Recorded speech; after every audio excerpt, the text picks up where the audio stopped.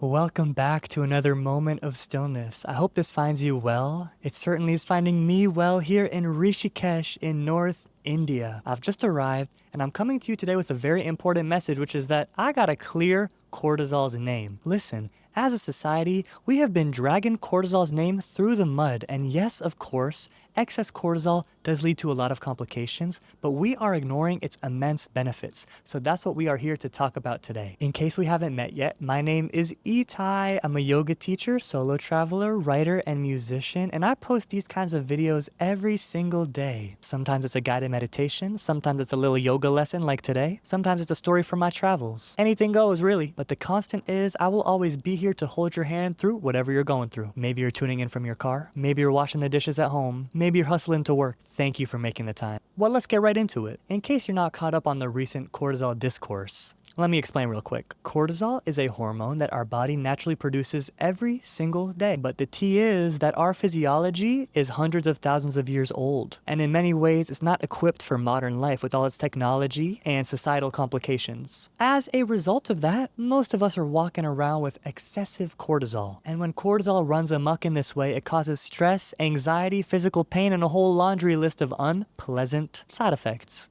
But cortisol is so much more than a scapegoat for stress and anxiety. So I'm about to let y'all know the power of cortisol, how to balance it in your body, and how to fully reap the benefits it wants to give you. First off, what is cortisol? To put it most simply, cortisol is the hormone in charge of waking you up in the morning. Think of it as the counterweight to melatonin. Usually we learn in school that right before bed, melatonin peaks, and that signals to our body it's time to rest, it's time to chill. In the same way, right at the top of the morning, our cortisol peaks, at least it's supposed to, and that is a signal to our body to get up and go, to get active, to go be a human. Whether we're going to work, going to greet our loved ones, going to use our brain in any kind of intellectual way, cortisol is a vital part of getting us there. In fact, if we didn't have cortisol, we would just be drowsy all day. In the same way that if we didn't have melatonin, we would just be pure insomniacs. So it's time for us to thank cortisol, first of all, for getting us up in the morning, for making us productive human beings. So now you can see this balance forming of cortisol and melatonin. This plays a huge part in your circadian rhythm, also known as the 24-hour clock that your body runs on. So it's in our best interest to boost cortisol in the morning and boost melatonin in the evening because our bodies love consistency and repetition. If you go to sleep and wake up at the same time every day, if you eat your meals at the same time every day, your body is going to run like a well-oiled machine. The problem is that usually we do some activities that boost cortisol a little too late in the day. I'll get into what those activities are in a bit, but for now let's talk about the effects that actually has. If you look at the spectrum from restful to awake, and you go to the absolute extreme of the awake side of that spectrum, you are gonna get fight or flight mode, straight up.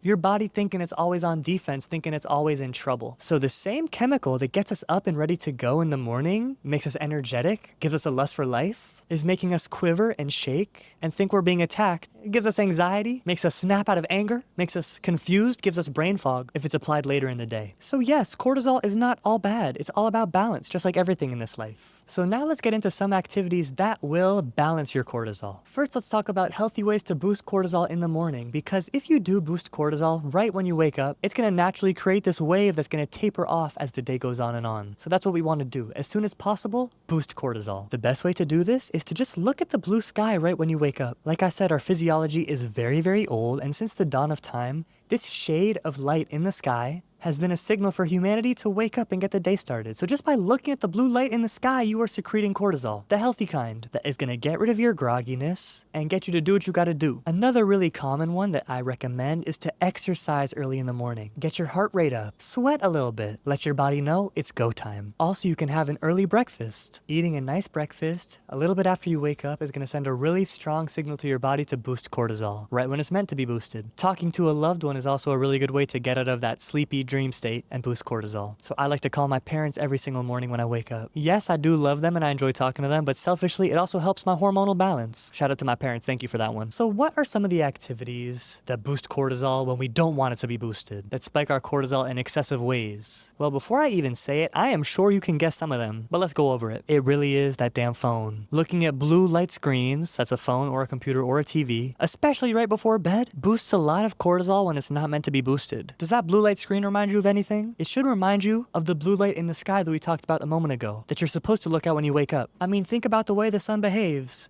During sunset, it's very warm light, red light, orange light, and then after the sun, the light is very dim. So when we have these harsh screens that we're looking at after dark, it's bad news. That cortisol is working overtime without compensation. So naturally, things go haywire. If you have an iPhone, you can turn your phone red like I have. So I actually use my red screen 24 hours a day, but you can just switch it on after hours. You can easily look up a tutorial of how to make your phone screen red. But if you have a different item of technology that can't do that, you can get some red light filter glasses. And those are great because not only will it block out the blue light from screens, but if you're in a place with really harsh lighting like an airport or a hospital, the glasses are also going to protect you from those frequencies. It will mimic the effect of golden hour light and get your body ready to rest. Another thing that spikes cortisol when it's not supposed to be spiked is eating food right before bed. I'll put it this way, digestion is work. And why give your body work to do right before you want it to rest? It's a bit counterintuitive, isn't it? That's why it's best to have meals when the sun is out. Otherwise, your body's gonna be real confused. It's gonna be saying, why did you just fill this belly when we're supposed to be resting? Now I gotta extract all these nutrients, digest all this matter? You're sending me mixed signals. And you don't wanna send your body mixed signals. Another one that I really wanna mention is that when you get in an argument, or a fight, or any type of heated discussion right before bed, that is gonna boost your cortisol. Because when we have this kind of disagreement, it does boost our fight or flight response.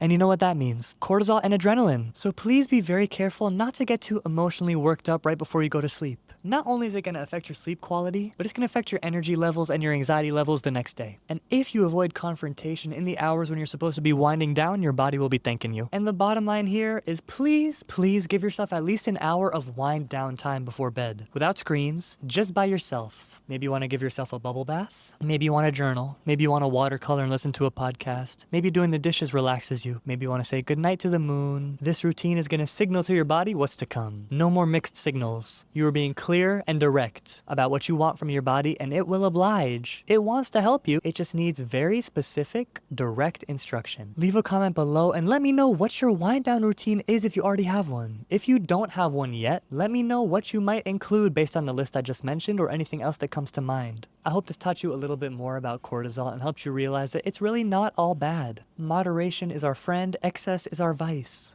Doesn't matter what substance we're talking about. I hope the coming days see you having a beautifully harmonious circadian rhythm and balanced levels of cortisol. I love you so much. Like I said, I'm here every day, so I'll catch you next time. Peace and love.